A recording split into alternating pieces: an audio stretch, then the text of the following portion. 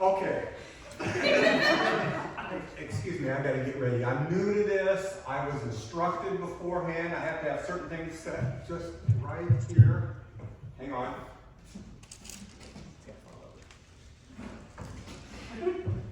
Last time I was here, that's where they made me perform. I just want to see if they had anyone else back there is all. Okay, I'm sitting, I did the most important thing. I gotta move this over here. Okay. And what? Oh. All right, we're ready to go now. This is like, and Matt, thanks for that introduction. You know, Matt and I have a lot in common. We really do. We both do not have official birth certificates. That's weird, I know. But on the day we were born, our parents just got an apology letter from the condom factory. Something didn't work right, and that was, you know,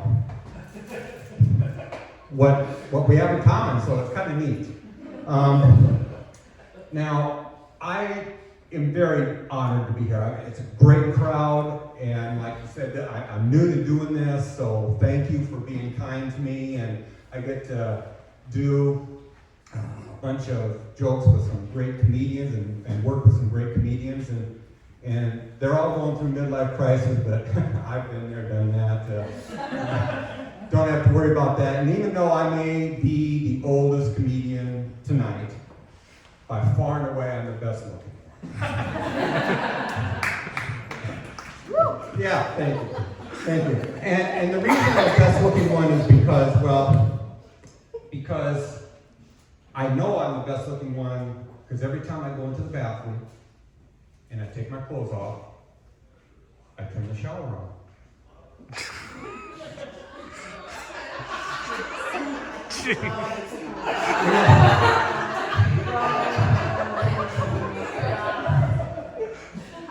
I turn. All right. Sometimes it plays hard to get though, and I found out that jewelry works. Soap on a rope or bath beads. Either way, I guess I shower time. And I think I look good because, well, my wife calls me a sex machine. She does. And now, her exact words are, I'm a fucking tool.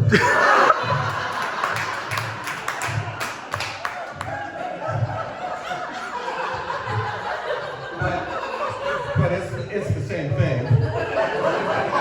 And I think I'm the best looking one here because I go to the gym regularly.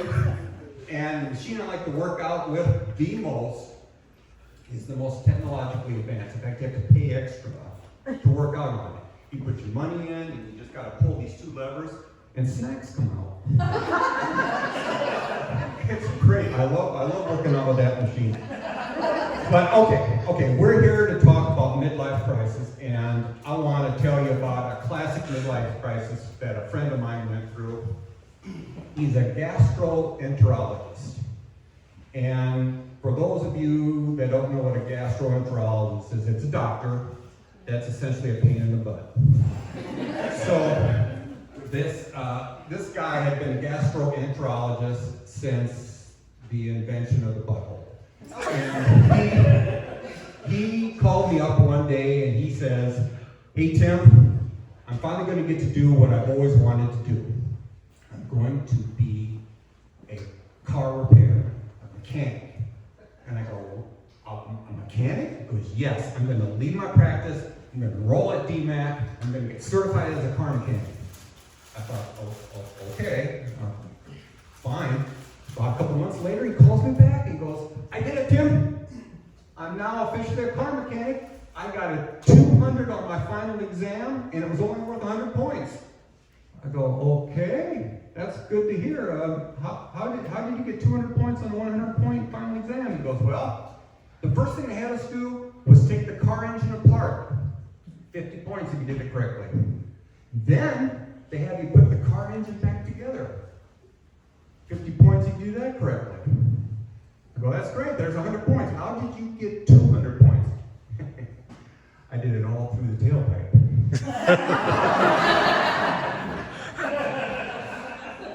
Those skills come in handy, let me tell you. But yes, I am a little bit old on that side. I'm retired. Didn't want to retire because, you know, over the years you miss the people that passed away. You miss the people that you left behind. You miss the people that are gone. And after that happened, after I retired, they said, you know, my boss said, you know, you're a trail guide at this national park, and the fact that you've lost that many people, you probably should retire. So that's but the good news is they found them. They found them. So, but I had to retire, and when I went home that day, I lost my job. I went home to my smart house. You know what a smart house is? It's a smart home. They've got an Alexa, or they've got a Siri. It's connected to the internet and all that kind of stuff. So I went home, no one's there. I'm depressed, lost my job, and I go to Siri. I go, hey Siri, do me a favor. I just lost my job. Will you tell me a joke to cheer me up? And you can see Siri spinning. It's coming up with a joke, and it says, here's one for you. What's the difference between you and a bucket of KFC chicken? I go, oh, this is a deep one. I don't know. So I give up. What's the difference between me and a bucket of KFC chicken? A bucket of KFC chicken can actually feed a family.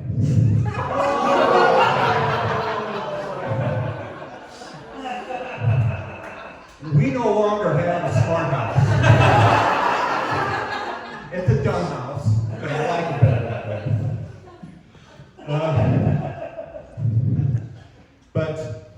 You know, I'm old enough that, you know, back when I was younger, like the age of the comedians and all that you're going to hear from tonight, when I was younger, we never talked about things like plastic surgery, cosmetic surgery, Botox, anything like that. We didn't talk about that because to do that was to admit that A, you were ugly, and B, you needed help. Now, today it's all changed. Everyone talks about the procedure they had done. Everyone talks about plastic surgery, Botox, and everything. I could walk into it. This room could be full of people talking about Botox, and no one would even raise an eyebrow.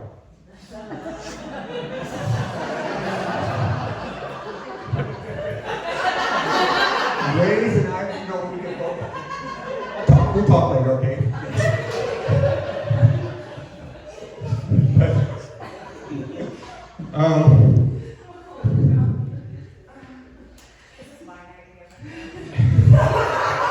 I know you. Okay. You know, but being my age, the thing is, being my age, your children think they can call you anytime they want to help out because they figure you're tired, you don't do anything, right? So I got my son, he'll call me up every so often, and he called me up the other day and goes, hey Dad, I got a job for you to do. I go, what? He goes, yeah, I got a leak in my tub and I don't know what to do. And I go, leak in your tub? Go ahead, I've done it all the time.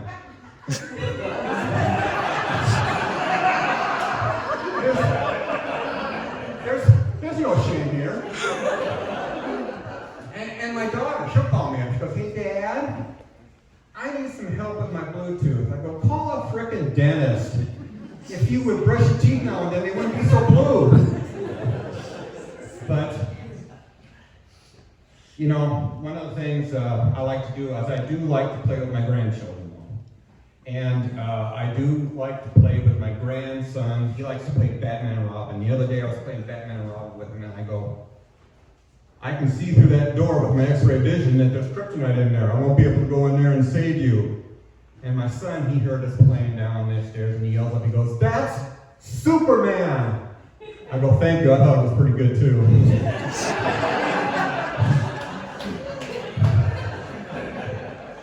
And you know, my granddaughter likes to play finish the nursery rhyme because I think what happens is they teach them that at school on how to remember nursery rhymes. So she likes to come up and play finish the nursery rhyme with me. So she goes up and goes, Humpty Dumpty sat on the wall. And I'm thinking, okay, Humpty Dumpty had a great fall. Like, yeah, I did it right. But you know, I'm at that age, as you've heard, that I've got a little brain fog. Every so often, you know, things just, I can't recall like I used to. And she came up to play one time and she goes, Mary had a little lamb. And I'm thinking, I'm starting to panic. So I got to come up with something. And the doctor fainted. Right?